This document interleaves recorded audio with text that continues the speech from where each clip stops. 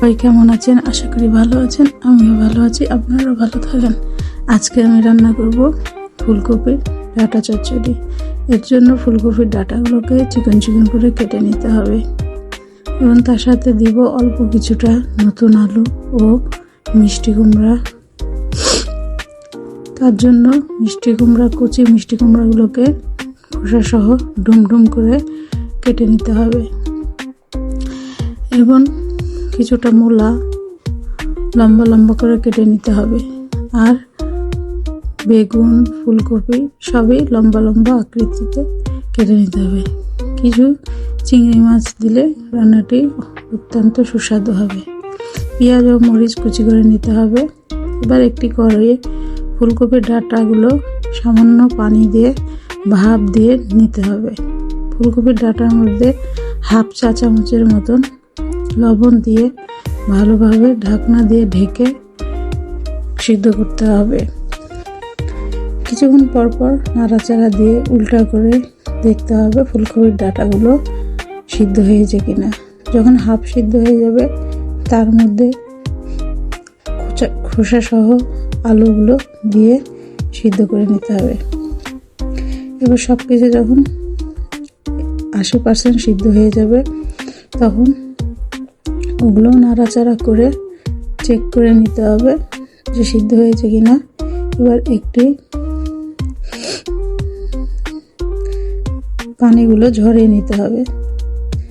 পানিগুলো ঝরিয়ে নেওয়ার পরে এই মিক্সির মধ্যে পেঁয়াজ কুচি, সামান্য একটু পানি দিয়ে মিক্সিতে পিষে রাখতে হবে। এবার একটি কড়াইয়ের মধ্যে সামান্য তেল দিয়ে সেই তেলটা হিট হয়ে গেলে তার মধ্যে চিংড়ি মাছগুলো, কুচো চিংড়ি তেলের মধ্যে দিয়ে ভালো করে ভাজতে হবে। তার মধ্যে হাফ চামচ হলুদ ও হাফ চামচ লবণ দিয়ে চিংড়ি মাছগুলো লাল লাল করে ভাজতে হবে। খেয়াল রাখতে হবে চিংড়ি মাছগুলো যাতে অতিরিক্ত ভাজা না হয়ে যায়। এবার যখন লবণ হলুদের সাথে মিশে যাবে চিংড়ি মাছগুলো এবং ভাজা হয়ে যাবে তখন ওই পেঁয়াজ পিসাগুলো তেলের মধ্যে দিয়ে দিতে হবে। এক সাইডে চিংড়ি মাছটা সরিয়ে রাখলেই হবে। 1 চা চামচের মতন আদা রসুন বাটা দিয়ে দিতে হবে।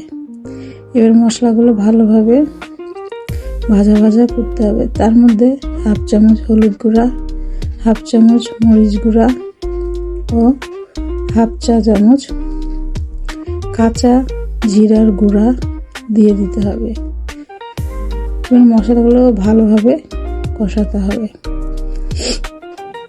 মশলার মধ্যে থেকে যখন গন্ধ দূর হয়ে যাবে, মশলাগুলো চিংড়ি মাছের সাথে ভালো করে কষানো হয়ে যাবে, তখন প্রথমে ডাঁটা ও আলু সিদ্ধগুলো মশলার মধ্যে দিয়ে দিতে হবে। এবার শক্ত তরকারিগুলো প্রথমে দিতে হবে, যেমন মূলো বা ডাঁটা, ফুলকপির ভিতরের ডাঁটা সব দিয়ে ভালোভাবে আবার মশলার সাথে কিছুক্ষণ কষাতে হবে। তারপরে মিষ্টি কুমড়াগুলো, ফুলকপি ও বেগুন দিয়ে দিতে হবে। সব মশলা সাথে ভালোভাবে নাড়াচাড়া করে কষাতে হবে। এই সময় পানি দেওয়ার কোনো প্রয়োজন নেই। এবার অন্য একটি পাত্রে এটা মাসকলাইয়ের বড়ি তেল দিয়ে ভালো করে লাল লাল করে ভেজে নিতে হবে। অন্য দিকে সিদ্ধ হচ্ছে কিনা ভালো করে চেক করে নিতে হবে। যখন তরকারিগুলো সব সিদ্ধ হয়ে যাবে তখন বড়িগুলো দিয়ে ভালোভাবে সব ডাঁটা, ফুলকপি, বেগুনের সাথে মিশিয়ে ভালো করে কষিয়ে সামান্য একটু পানি দিতে হবে যাতে বড়িগুলো সিদ্ধ হয়ে যায়। এখানে যে পানি দেখা যাচ্ছে সেটা বড়িতে কিছুক্ষণ পর টেনে নেবে।